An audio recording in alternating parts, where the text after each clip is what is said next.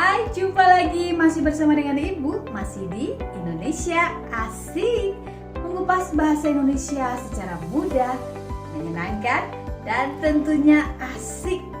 Oke, di video ini Ibu akan menjelaskan materi tentang. Simak materinya dengan baik.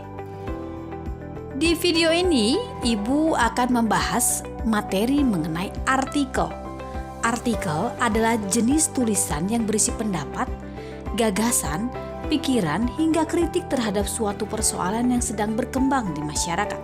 Dengan kata lain, artikel merupakan sebuah karya tulis yang berisi pendapat mengenai fakta, fenomena, data, hingga kejadian tertentu yang ditulis menggunakan bahasa yang ilmiah. Setiap hal yang kita ingin sampaikan dalam bentuk tulisan tentunya memiliki tujuan. Nah, tulisan-tulisan tersebut misalnya pada teks prosedur yang bertujuan untuk memberi petunjuk, sementara teks eksplanasi untuk menjelaskan sesuatu. Di video ini, Ibu akan membahas tentang tujuan dari teks artikel. Tujuan dari penulisan teks artikel ini ada 7 ya. Yang pertama adalah tujuan kreatif. Artikel yang dibuat digunakan untuk menyalurkan sebuah ide dan gagasan. Sementara tujuan yang kedua adalah tujuan eksistensi. Nah, artikel yang ditulis ini dijadikan sebagai wadah penegasan diri atau untuk menyatakan eksistensi diri si penulis itu sendiri terhadap para pembacanya. Berikutnya, yang ketiga adalah tujuan pemecahan masalah. Artikel yang dibuat ini mempunyai tujuan sebagai alat bantu bagi para pembaca untuk memecahkan suatu permasalahan yang sedang dihadapi. Sementara tujuan yang keempat adalah tujuan penugasan. Nah, tujuan penugasan ini berupa bentuk sebuah proyek kerja atau proyek penugasan yang berkaitan dengan penilaian. Contohnya seorang siswa sekolah atau mahasiswa dari perguruan tinggi yang diberikan tugas untuk menulis sebuah artikel. Tujuan yang kelima adalah tujuan entertainment. Artikel yang dibuat ini berisikan cerita yang menghibur untuk para pembaca. Lalu tujuan yang keenam adalah tujuan informasi. Artikel yang dibuat ini untuk memberikan informasi terhadap para pembaca tentang suatu hal. Sementara tujuan yang terakhir adalah tujuan persuasi atau membujuk. Artikel satu ini bertujuan untuk mengulas sesuatu yang di dalamnya mengandung kalimat bujukan untuk pembaca ini agar mau melakukan suatu hal atau untuk membeli suatu barang misalnya yang dipromosikan oleh si artikel tersebut.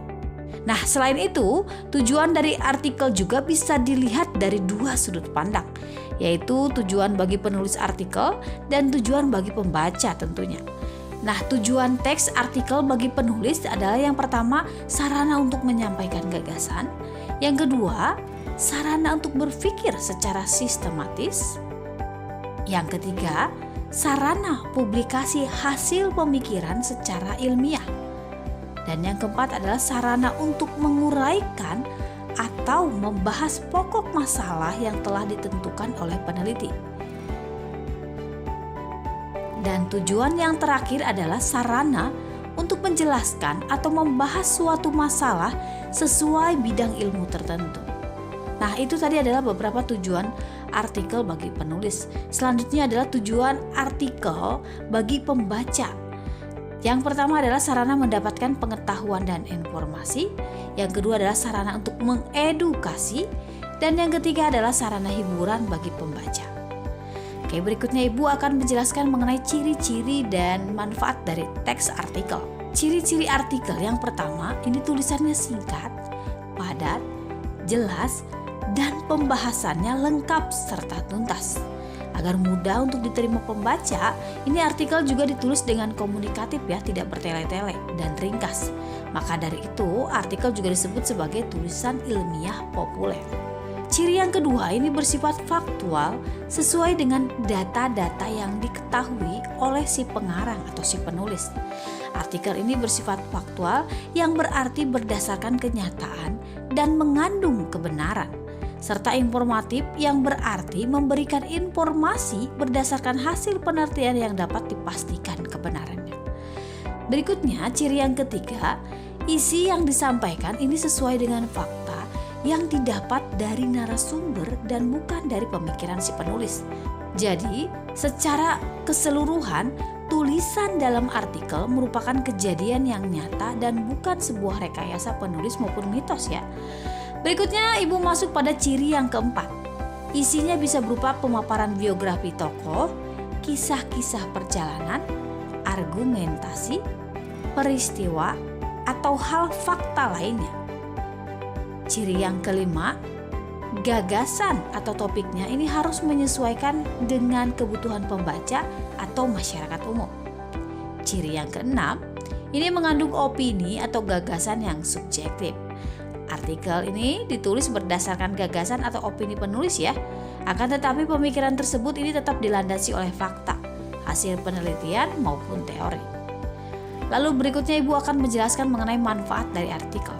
Manfaat artikel yang pertama adalah sarana untuk menyampaikan ide penulis dalam mengembangkan daya imajinasi serta kreativitasnya.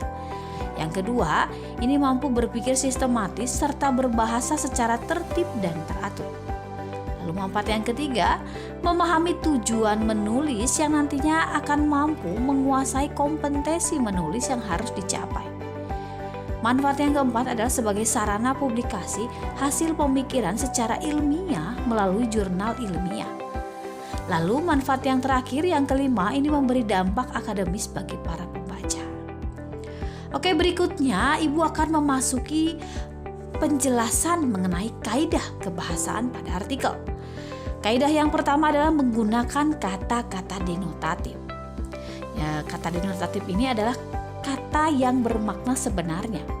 Kata itu tidak bermakna hal lain ataupun dilebihkan ya maknanya secara kata konotatif, namun tidak menutup kemungkinan ada juga artikel yang menggunakan kata konotatif untuk memperindah dan mempopulerkan tulisannya.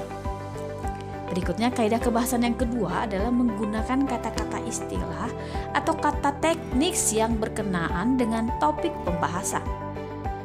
Jika topik yang dibawakannya ini mengenai kesehatan, maka istilah teknis yang digunakan adalah misalnya virus, bakteri, pola makan, suhu tubuh, dan lain sebagainya.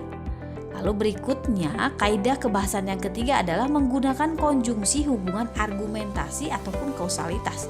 Contohnya sebab, karena, jika, dengan demikian, oleh karena itu, akibatnya, dan lain sebagainya. Lalu berikutnya, kaidah kebahasaan yang keempat adalah menggunakan konjungsi yang menyatakan hubungan keterangan waktu atau kronologis. Contohnya sebelum itu, kemudian, pada akhirnya. Ya, dan banyak lagi ya. Lalu berikutnya, kaidah kebahasaan yang kelima dalam artikel ini ada pola perbandingan. Ini banyak memuat konjungsi yang menyatakan perbandingan ataupun pertentangan. Contohnya ada sebaliknya, berbeda halnya, namun, dan lain sebagainya.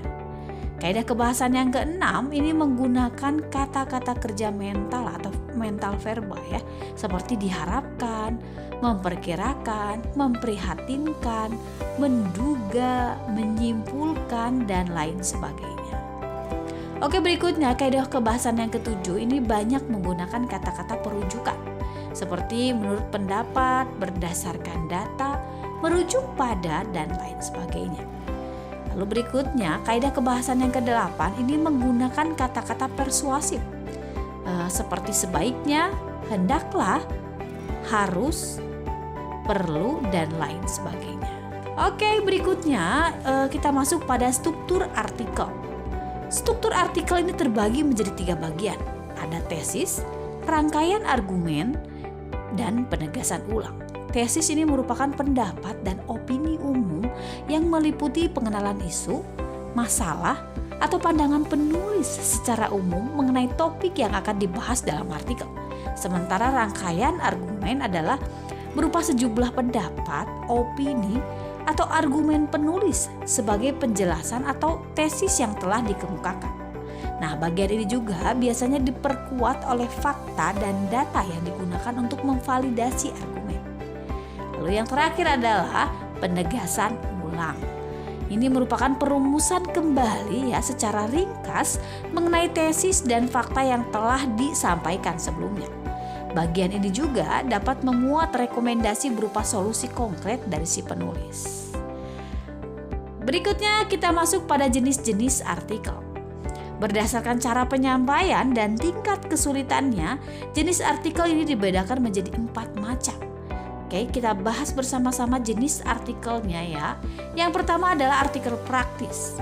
Artikel praktis ini merupakan artikel yang mengutamakan keterampilan daripada pengembangan pengetahuan. Biasanya ini bersifat naratif ya. Ini cenderung naratif yang artinya pesan yang disusun sesuai dengan urutan waktu, peristiwa ataupun tahapan. Apakah kalian pernah membaca artikel tentang petunjuk membuat sesuatu atau cara memperbaiki dan mengoperasikan suatu alat? Nah, itu termasuk ke dalam artikel praktis. Oke, berikutnya Ibu akan membahas jenis artikel yang kedua, yaitu artikel ringan. Hal utama yang dibahas dalam artikel ini adalah masalah yang ringan dan tidak butuh pemahaman yang mendalam. Biasanya penulis mengemas artikel ini dengan humor atau memberi kesan menghibur pembaca, tapi isinya tetap informatif ya. Jadi pembaca tidak perlu berkonsentrasi penuh untuk membaca sebuah artikel ringan. Jadi kalian bisa menemukan artikel ini di majalah remaja misalnya, ataupun koran, atau bisa juga di blog. Oke, berikutnya masuk pada jenis-jenis artikel yang ketiga, yaitu artikel opini. Secara umum, semua artikel adalah opini. Tapi jenis artikel ini hanya ada di dalam surat kabar atau majalah yang mempunyai penempatan khusus ya. Penempatan khusus ini terdapat dalam rubrik misalnya kolom opini, tajuk rencana atau teks editorial, dan lain sebagainya ya. Jadi akan lebih baik bila penulis harus memiliki pemahaman dan sudah ahli di bidang tersebut. Oke, berikutnya jenis artikel yang keempat adalah artikel analisis ahli. Jenis artikel ini bisa dikatakan bentuk artikel yang paling serius ya di antara artikel lainnya. Artikel analisis ahli ini berisi laporan sistematis mengenai hasil kajian atau penelitian, misalnya pada skripsi, tesis, disertasi, ataupun penelitian lainnya. Ciri khasnya dari artikel ini yaitu penyajiannya tidak panjang lebar, tetapi tidak juga mengurangi nilai keilmiahannya. Biasanya artikel ini dimuat pada jurnal-jurnal ilmiah.